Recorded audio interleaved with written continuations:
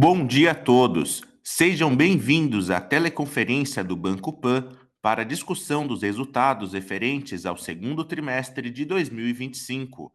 A teleconferência está sendo transmitida em português com tradução simultânea para inglês. Para escolher o idioma de sua preferência, clique na opção Interpretation no menu do aplicativo. O áudio e os slides dessa teleconferência estão sendo transmitidos simultaneamente pela internet no site de RI da companhia www.bancopan.com.br/ri e na plataforma de webcast Zoom. A apresentação também estará disponível para download após seu término. Gostaríamos de informar a todos que este evento está sendo gravado e todos os participantes estarão apenas ouvindo a teleconferência durante a apresentação. Assim que a apresentação terminar, haverá uma sessão de perguntas e respostas, quando instruções adicionais serão fornecidas. Antes de prosseguir, devemos informar que eventuais declarações que possam ser feitas durante essa teleconferência, relativas às perspectivas futuras do Banco Pan, projeções e metas operacionais e financeiras, constituem-se em crenças e premissas da diretoria, bem como informações atualmente disponíveis. Considerações futuras não são garantias de performance futura. Isto envolve riscos, incertezas e premissas, pois se referem a eventos futuros e, portanto, dependem de circunstâncias que podem ou não ocorrer. Investidores e analistas devem compreender que condições econômicas gerais, condições da indústria e outros fatores operacionais podem afetar o desempenho futuro do banco e podem conduzir a resultados que diferem materialmente daqueles expressos em tais considerações futuras.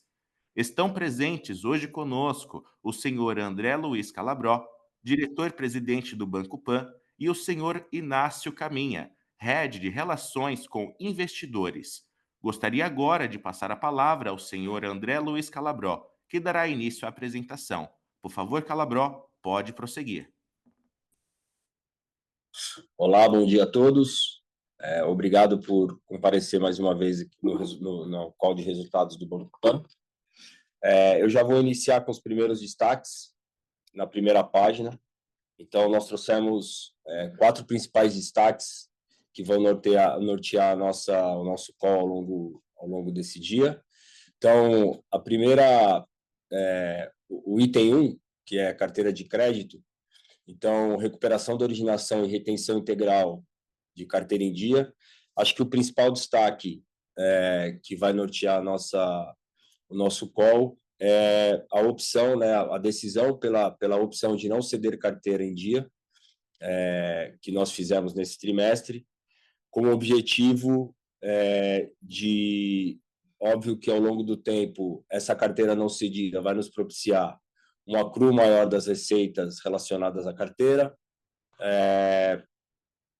Uma outra coisa que ao longo do tempo o banco vai ficando cada vez mais simples, né, de fato com o core alinhado, e principalmente essa decisão ela está pautada no resultado operacional robusto que o banco tem. Então, é importante que a cessão de crédito, apesar de ser uma ferramenta de gestão, ela passa a ser uma opcionalidade do Banco Pan.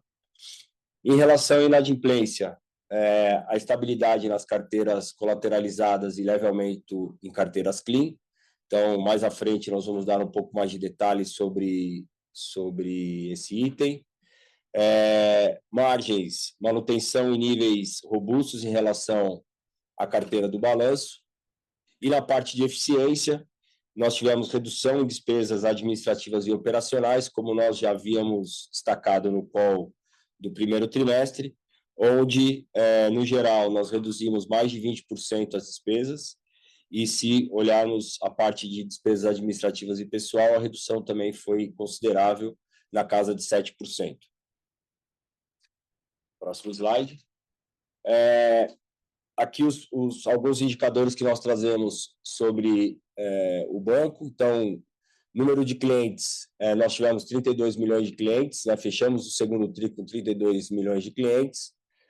Carteira de crédito, atingimos 57,8 bilhões de reais, um crescimento de 18% em relação ao segundo TRI de 2024 e 5% em relação ao primeiro TRI de 25.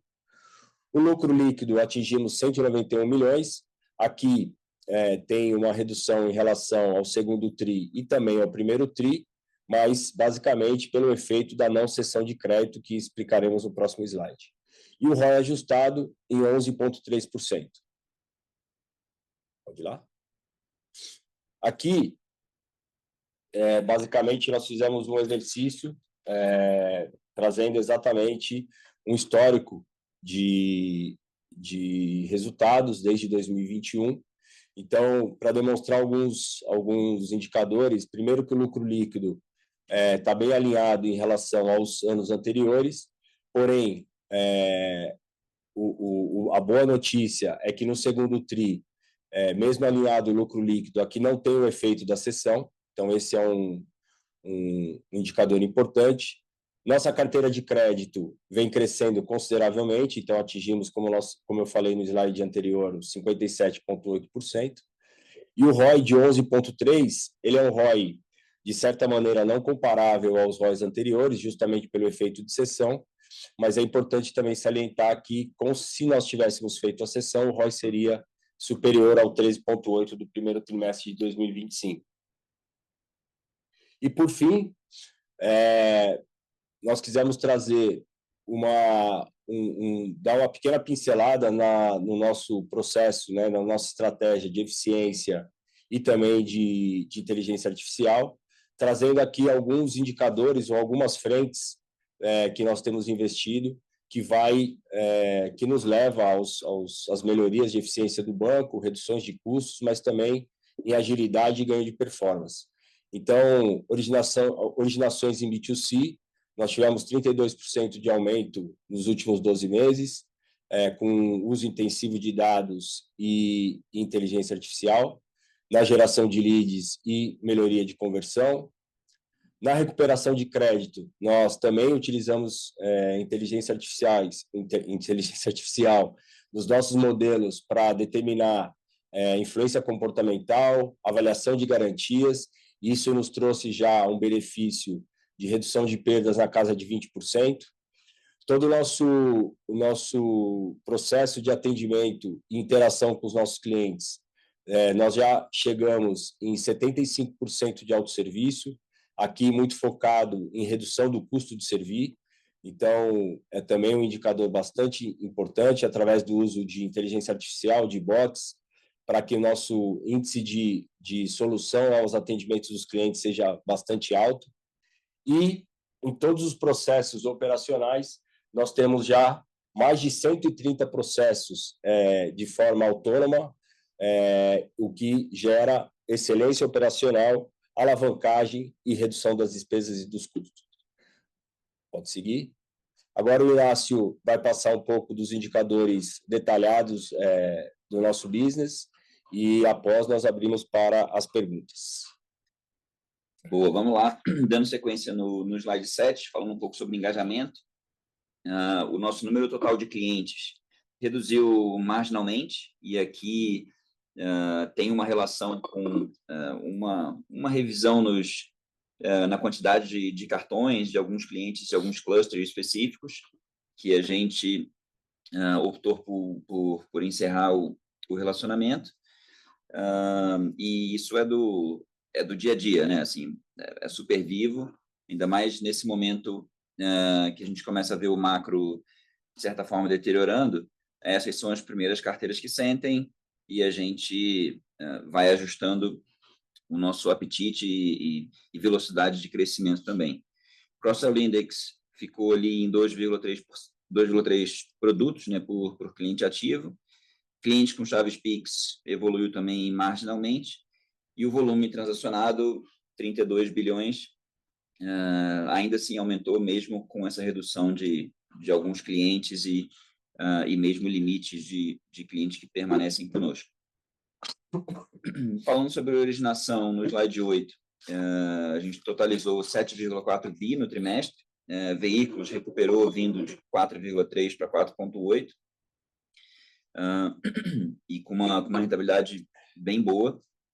O consignado privado, a gente, nesse TRI, viu já o primeiro volume mais relevante de originação, totalizando 1,1 bi, e esse número também a gente espera mais forte para o terceiro TRI em diante, porque a gente ainda estava naquela fase inicial do produto, que tinha aquela regulamentação dos 120 dias. Desde o final de julho, o volume de originação aumentou, e a gente fechou julho já, por exemplo, com uma carteira de 1,5 bi. Então, a gente está com boas perspectivas para esse produto, especialmente substituindo, né, o foco desse curto prazo, pelo menos, no consignado público e do INSS, que vem com uma rentabilidade bem mais apertada, margens pouco atraentes. E no INSS especificamente, vai ter a entrada do Marketplace agora no final de agosto, que pode ser uma forma da gente buscar expandir alguma coisa no B2C, mas certamente não vai voltar a ter os patamares que a gente já observou no passado para esse produto, né? O ambiente está bem diferente do que costumava ser. O FGTS relativamente de lado, e o crédito pessoal ali também de lado, com 300 milhões. A carteira de crédito, no slide 9, totalizou, então, os 57,8 bi, né, um crescimento de 5% no trimestre, 18% no ano. Veículos, naturalmente, a maior carteira, com 59% do todo. Consignado, incluindo público, privado, cartão, né, empréstimo, e também FGTS, totalizando 34,2%, também crescendo, especialmente por conta da originação do privado. E aí um movimento que a gente já tocou aqui de uma ligeira redução das carteiras clean, seja de cartão, seja de empréstimo pessoal, ambas recuando aí 3% no trimestre. De toda forma, a gente avalia como um crescimento importante, especialmente dado o efeito que a gente tem visto de retração, né, de originação no consignado público e INSS. Falando de inadimplência no slide 10, o mix, né, de carteira, ele está muito parecido com o anterior, e uma ligeira redução do consignado como um todo, com veículos aumentando 1 ponto percentual, e o clean recuando, de certa forma, aqui meio ponto. A inadimplência, né, o 15 a 90, como a gente já esperava, ele recuou de forma importante, especialmente em veículos, e no over 90, essa alta de 8,1 para 8,3 foi puxada pelas carteiras clean. Veículos que a maior carteira está estável, e a gente está confortável com a dinâmica que os produtos têm apresentado. São carteiras vivas e que a gente vai se adaptando à medida que as safras vão avançando e os trimestres vão avançando. No slide 11, a gente tem as informações de cartões, e aí, novamente, né, a redução de emissões conversa bastante com isso que a gente tem falado aqui. A gente também revisou alguns limites de clientes, o que naturalmente impacta o TPV desse trimestre já. E isso são ajustes que a gente vai fazendo pontuais, sem nenhuma mudança estrutural no que a gente imagina de um crescimento de carteiras clean, que são importantes para engajamento, mas a gente vai gerindo isso ao longo do tempo. Seguros, no slide 12, a gente voltou a crescer em emissões de prêmios e, naturalmente, receita, acompanhando, né, a volta de veículos, e também a gente traz uma informação nova aqui, que é uma quebra por tipos de prêmio. Então, a gente consegue perceber, por exemplo, que seguros de vida e de auto cresceram, né, de um ano para cá, representam um pouco mais do que a gente origina como seguros, e vai mostrando diversificação e novas frentes de geração de receitas com esse produto. Indo para os destaques financeiros aqui no slide 14, a nossa margem financeira total caiu, né? Se a gente olhar nominalmente de 2,4 para 2,1 bilhão, e isso tem a ver com dois efeitos, basicamente. Primeiro, o fato de a gente não ter vendido carteira em dia, isso deixa de ter uma contribuição positiva aqui, e, de mesma forma, o fato da gente ter feito novamente uma venda de carteira NPL, que a gente não havia feito no primeiro TRI, lembra que a gente comentou, a gente estava entendendo os efeitos da 4966 e optamos por não vender carteira no TRI passado.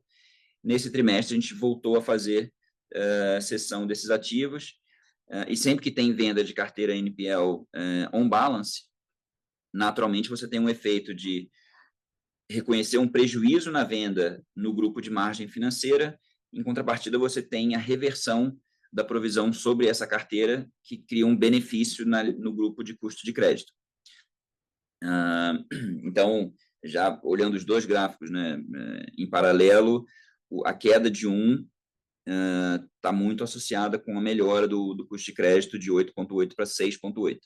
Se a gente não tivesse feito essa venda de carteira NPL on balance, esse custo de crédito estaria praticamente estável, e que no final do dia a gente sempre sempre prefere olhar a NIM líquida de custo de crédito, que foi de 8 para 7,4, seja por efeitos de não ter cessão, mas também com alguma redução da NIM, excluindo sessões, por uma velocidade um pouco menor na carteira clean.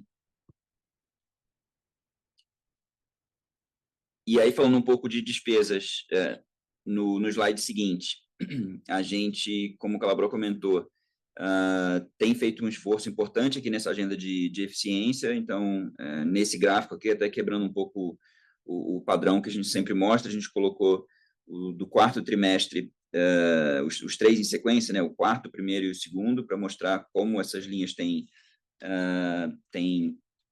se apresentado. Então, vindo ali de 680 milhões de despesa administrativa e pessoal, 640 no primeiro TRI, 632 aqui no segundo TRI. Então, esse é um movimento que a gente vem fazendo de forma bastante positiva. Do lado de contingências, um leve aumento, isso muito a ver com um aumento no número de entradas de processos, possivelmente relacionada com mais mídias sobre o assunto que aconteceram aí nesse último trimestre. E do lado de receitas com despesas com originação, ali relativamente estáveis, né? A volta do veículos não onera tanto, né? E a gente acaba também tendo benefício da redução que a gente viu ainda mais no consignado. As receitas de serviços continuaram evoluindo, então ali para 426 milhões no trimestre, e olhando a última linha, o resultado de 191 milhões com ROI de 11,3. Novamente, né, como o Calabro comentou, de certa forma, numa nova forma de composição, diferente dos três anteriores, e a gente está confortável com essa dinâmica. E, para concluir, a gente tem as informações sobre patrimônio e Basileia. Basileia também gerencial, né, porque o que vale é do conglomerado BTG, mas Basileia é super confortável, ali em 13,3, patrimônio líquido crescendo, e a gente com bastante conforto para seguir a nossa estratégia de crescimento de ativos e rentabilização cada vez maior do nosso balanço. Então, com isso, a gente conclui a apresentação e abre para as perguntas. Obrigado. Iniciaremos agora a sessão de perguntas e respostas para investidores e analistas. Caso deseje fazer alguma pergunta, por favor, levante a mão na plataforma Zoom, clicando na opção Raise Hand. A nossa primeira pergunta vem de Pedro Leduc, Itaú. Pode prosseguir.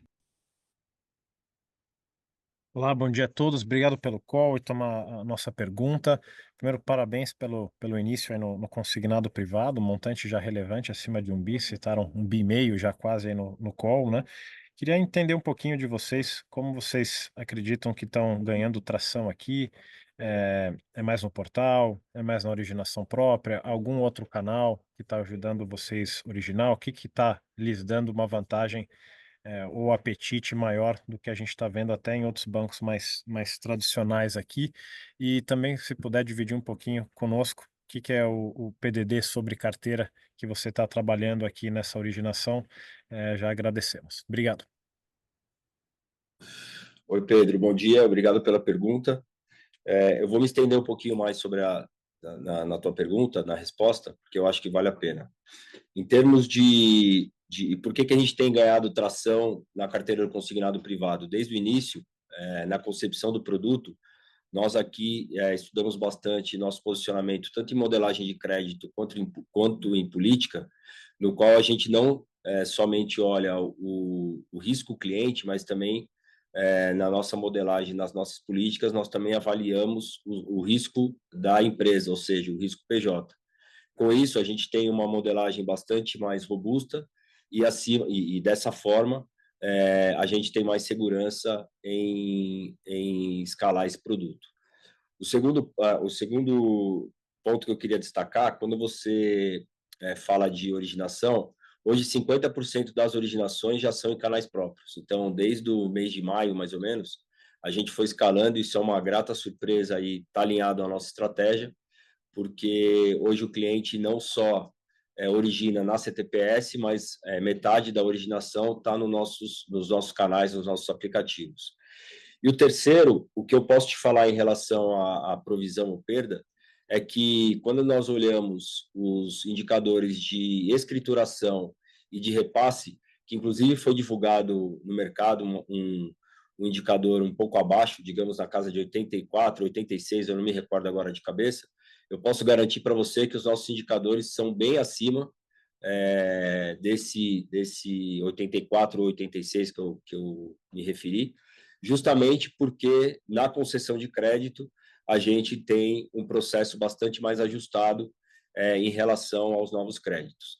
E também a gente teve duas boas surpresas, que foi o bom índice de reemprego, né? Então, aqueles clientes que por algum motivo não tiveram o seu repasse realizado, a gente está conseguindo fazer um processo bem ajustado de reemprego. Então, quando o cliente troca de emprego, a gente está conseguindo, de forma bastante ágil, capturar esse valor emprestado. E, obviamente, no processo de recuperação daqueles clientes que, porventura, perderam seu emprego, a gente já tem um processo ativo de não só de avisá-lo, porque a gente sabe que por algum período pode ser um processo, algum equívoco operacional entre a empresa, né, que não fez o repasse, mas a gente já começa de forma ativa fazer o lembrete e depois a recuperação de crédito, e a gente tem se portado bem em relação ao produto. Por isso, a gente comentou no nosso release, nós já atingimos 1,5 bi e a expectativa é continuar crescendo, tanto por esta dinâmica que eu comentei, quanto pelas novas funcionalidades do produto que estão para começar, relacionados à portabilidade e o refim das operações. Obrigado novamente. Obrigado a vocês e sucesso.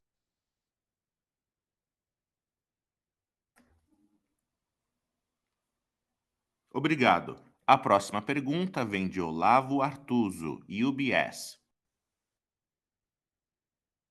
Bom dia, André. Bom dia, Inácio. Muito obrigado aí pelas perguntas. Eu tenho duas. A primeira delas é sobre a cessão de crédito, né? Que a gente viu que nesse trimestre ela foi para zero praticamente. Isso no estrutural ele melhora a qualidade do resultado, né?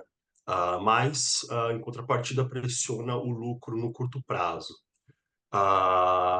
O que eu fico pensando aqui, só para a gente entender a construção do earnings ao longo desse segundo semestre, dá para a gente pensar que o banco vai encerrar as sessões nos próximos trimestres e a gente vê uma foto muito parecida com esse segundo TRI? Ou a gente deveria trabalhar com algo próximo de zero que a gente viu no primeiro TRI? Só para a gente entender um pouco aqui o que a gente pode esperar nessa segunda etapa do ano para entender o lucro para 2025.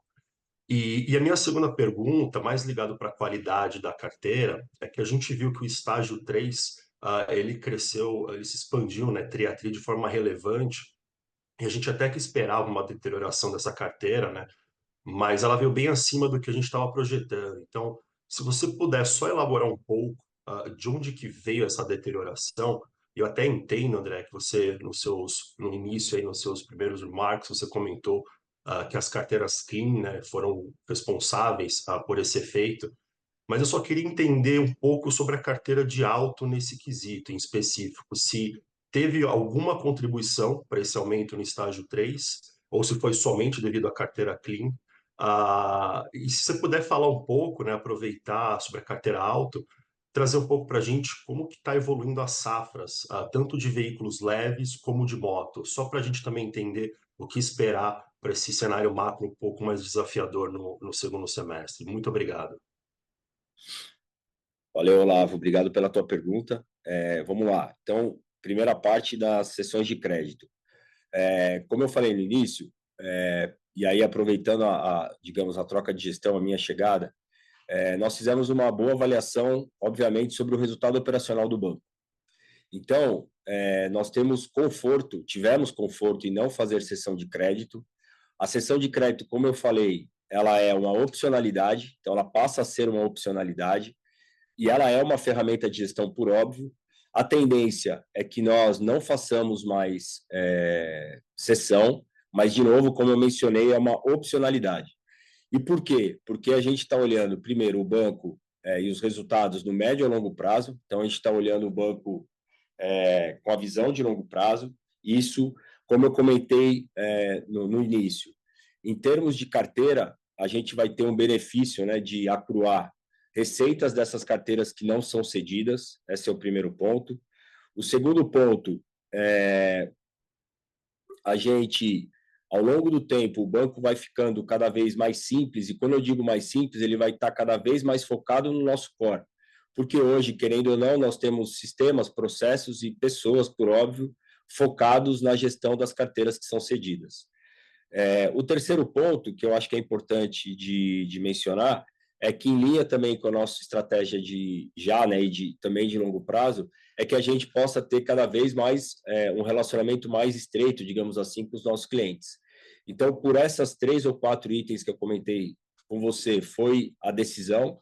A gente está bem seguro em relação à decisão, a gente acredita que isso vai ser melhor para o banco, mas, de novo, para que não tenha nenhum misunderstanding aqui, a sessão de carteira é uma opcionalidade, é uma ferramenta de gestão, e que nós tivemos a opção de não fazer, e que a tendência é que a gente não faça nos próximos. Com relação à tua segunda pergunta, que foi do estágio 3, então vamos lá. O estágio 3, ele de fato, ele é impactado pelas carteiras clean. Então, se vocês olharem de novo, olhando para a nossa estratégia, a gente trabalhou e tem feito as carteiras, até na composição, elas serem carteiras mais de garantias do que sem garantia. E por que a gente reduziu a originação das carteiras clean? Porque a gente tem observado, por óbvio, o que tem acontecido no cenário, a gente tem observado a inadimplência no mercado, e para que a gente não tenha um processo, digamos, de pior ao longo do tempo, nós decidimos por reduzir a originação de carteira clean, revisão de limites, para que a gente tenha uma estabilidade nessa carteira. Por outro lado, quando a gente fala das carteiras em garantia, e eu vou citar a carteira de autos que você mencionou, a gente teve já bons indicadores em 15 a 90, então, tanto por estratégias de recuperação, quanto por estratégias na concessão de crédito, e acima de 90 dias, estabilidade, e a gente acredita que para frente a tendência é positiva. E aí, quando eu falo no 15 a 90, eu já vou emendar na tua pergunta de safras. As nossas últimas safras, posso falar de 3 ou 4 safras, têm vindo com qualidades bastante melhores do que o que a gente fazia até então, de novo, por um mix de melhorias ou revisão no nosso posicionamento. Aí eu estou falando de política, um bom trabalho e novas melhorias nas nossas modelagens de crédito e, por óbvio, também um pouco de posicionamento que a gente vem estudando e vem refazendo ao longo do tempo. Então, de maneira geral, acho que eu completei aqui os seus 3 pontos. Caso tenha mais algum ponto, por favor, fique à vontade e obrigado novamente. Não, muito obrigado. Super claro, André. Mas só me permitir um follow-up nesse último ponto, até para a gente entender a evolução do marco das garantias.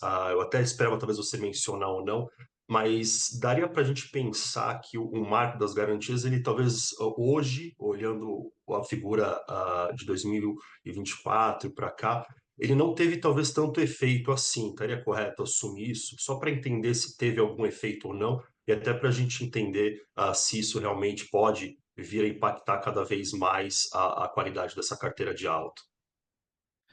Boa. Por estratégia, as nossas carteiras de auto, elas têm um índice bastante baixo, digamos assim, de ajuizamento e retomada, tá? A gente trabalha mais no conceito e na estratégia de entrega amigável para esses clientes. De qualquer forma, a gente já iniciou os trabalhos em relação ao novo marco das garantias, mas eu posso te garantir que o impacto é quase zero, porque como você mesmo mencionou, digamos que o processo ainda não está 100% ajustado, digo no mercado, não aqui dentro de casa, no mercado, e, por outro lado, como eu mencionei, o impacto em relação à nossa gestão de recuperação na parte judicial, ela é bem reduzida. Mas, mesmo assim, por óbvio, a gente já implementou, está estudando para ver se tem algum benefício em escalar essa ferramenta, digamos assim, essa ferramenta de gestão ao longo do tempo. Tá bom? Maravilha, muito obrigado, André. Seguimos com Brian Flores, Citi. Olá, pessoal. Bom dia. Muito obrigado aí pela oportunidade de fazer perguntas. Eu tenho uma sobre as dinâmicas de margem e crescimento. Acho que, André, você acabou de falar, você está um pouquinho com mais cautela, né? Mais cuidado na parte de crédito clean, que acho é razoável, dadas as condições do ambiente macro. Mas, assim, também a gente deveria pensar, então, numa margem um pouquinho menor conforme vocês estão avançando no consignado privado e focando talvez em outros produtos. Então, talvez a minha pergunta é só se a tendência e ou a direção dessa margem que a gente está vendo aí deveria continuar talvez um pouco sob pressão. Acho que isso ajuda muito a gente aqui. Obrigado. Oi, Brian, obrigado pela tua pergunta. Eu vou iniciar e o Inácio vai trazer um pouco mais de detalhe. Por óbvio, a gente está com um pouco mais de cautela nas carteiras clean, acho que isso é bom, né? É prudente nesse momento. Por óbvio que elas nos ajudam com receitas ou margens bastante mais robustas, mas a gente preferiu fazer esse realinhamento de estratégia, porque, de novo, como eu tenho mencionado em quase todas as minhas respostas, a gente está olhando para o banco não só hoje, mas para que tenha resultado consistente no médio e longo prazo. Quando você se refere às margens, eu acho que excluindo as sessões, a gente vai continuar no mesmo patamar. Não tem uma queda, né, que eu acho que é a sua questão. Por óbvio, a gente também está fazendo um aumento nas carteiras mais resilientes, digamos assim, né, as carteiras de leves, motos, consignado privado e o FGTS, e tentando retomar no consignado público e INSS, que a gente acredita que a partir do final desse mês, com a entrada do marketplace, possa ter uma surpresa. A gente ainda não sabe muito bem o que vai acontecer, porque é tudo muito novo, mas a gente está atento e nós vamos entrar no marketplace no dia do lançamento, digamos assim. Então, objetivamente, acho que a gente não tem pressão em relação às margens, mesmo com a redução de carteira clean. Mas aí o Inácio, não sei se quer complementar, fica à vontade. Não, acho que é exatamente por aí, porque de um lado você tira carteiras, um pouco de força das carteiras clean, mas veículos a gente vem originando com uma rentabilidade boa há muitos trimestres já, e naturalmente você vai, né, renovando as safras. A própria chegada do privado com uma rentabilidade também muito boa ajuda isso, e a própria redução do consignado público e INSS, que estavam com uma rentabilidade menor, também, de certa forma, ajuda a média. E esse retorno do INSS seria em rentabilidade, buscando rentabilidades maiores do que a gente vinha fazendo. Então, acho que não deveria ter nenhum movimento para baixo da margem, excluindo venda de carteira, não. Não, perfeito, super claro. E só um follow-up. Acho que o ritmo de crescimento da carteira ano contra ano, ela caiu um pouquinho. Acho que começaram o primeiro tri com perto mais de 20, aqui agora acho que foi 18. Só para entender, a gente deveria pensar que a carteira no ano como um todo acaba entre uma faixa de 15 a 20, mais na faixa do 15, ou mais na faixa de 20, só para entender como que vocês estão pensando em termos de apetite geral da carteira. Obrigado.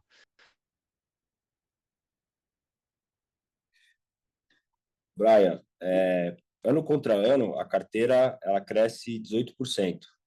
Mas se a gente olhar os tris anteriores, a única diferença está no consignado público e INSS, que de fato a originação era bastante mais robusta e a gente reduziu bastante no quarto tri, no primeiro tri também, e no segundo tri a redução, se não tivesse acontecido os bloqueios, acho que todos sabem os bloqueios que aconteceram nos benefícios dos aposentados no mês de maio, e depois do mês de maio ainda não retomou ao mesmo patamar que se tinha antes de maio, a gente acredita que a gente ia ficar com a originação nos mesmos patamares ou um pouquinho maior do que o primeiro trimestre. Então, respondendo a tua pergunta, se nós olharmos aqui, a grande diferença é a originação do consignado público INSS, e que a gente, ao longo do tempo, vem recompondo, digamos assim,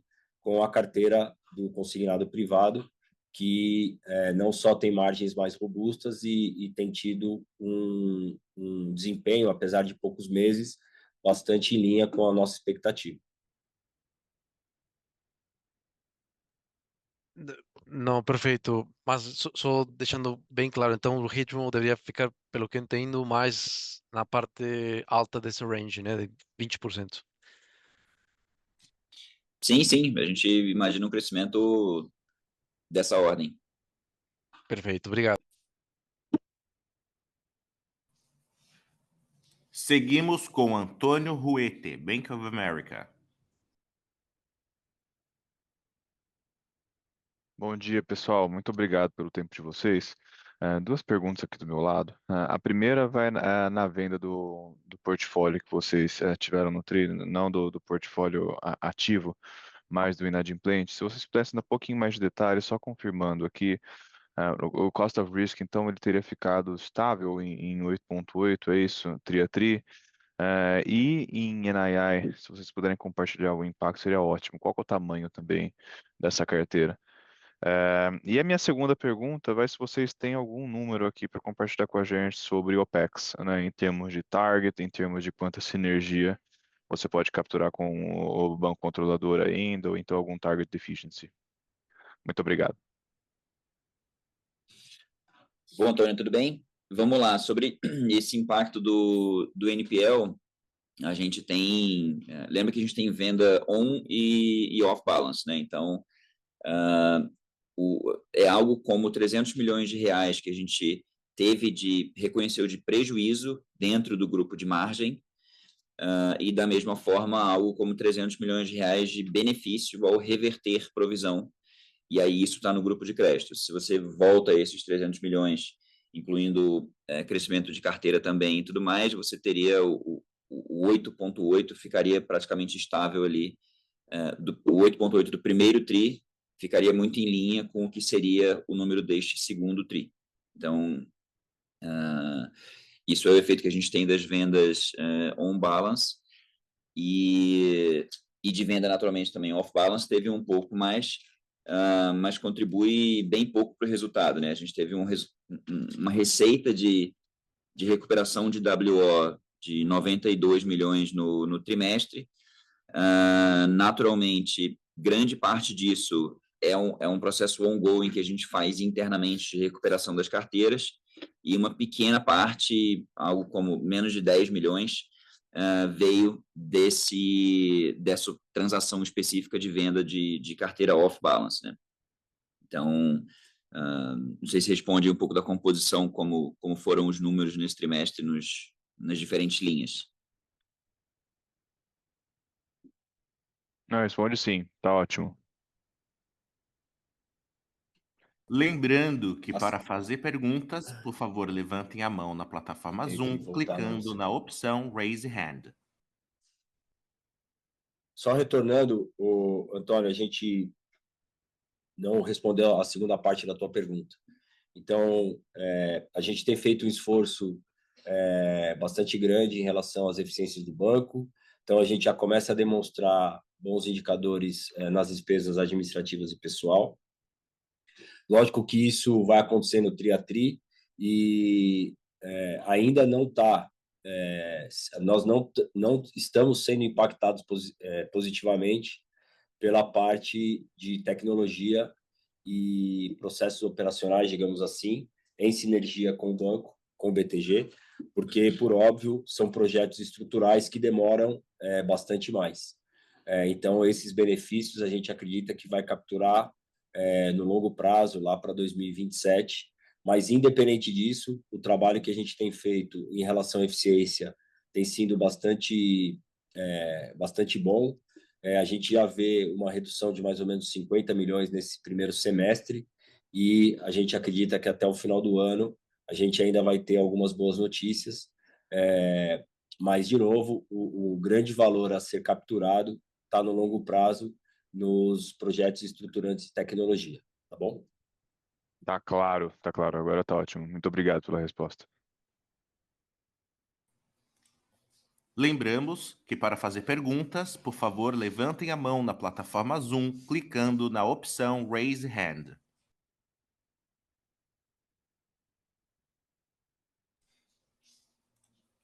Não havendo mais perguntas, eu gostaria de passar a palavra ao senhor André Luiz Calabró para as considerações finais. Bom, pessoal, novamente agradecer pelas perguntas, pela participação no call. Nós nos colocamos à disposição para pós-call, se vocês tiverem algum tipo de dúvida, para que a gente possa sanar essas dúvidas. E espero que a gente possa ter compartilhado com vocês não só os resultados do TRI, mas basicamente as estratégias que a gente tem adotado para o longo prazo, de agora para o longo prazo. A gente está bastante confiante que está no caminho correto e que tri a tri a gente vai colher bons resultados e os benefícios dessa estratégia. Então, novamente, obrigado a todos, bom dia e ficamos à disposição.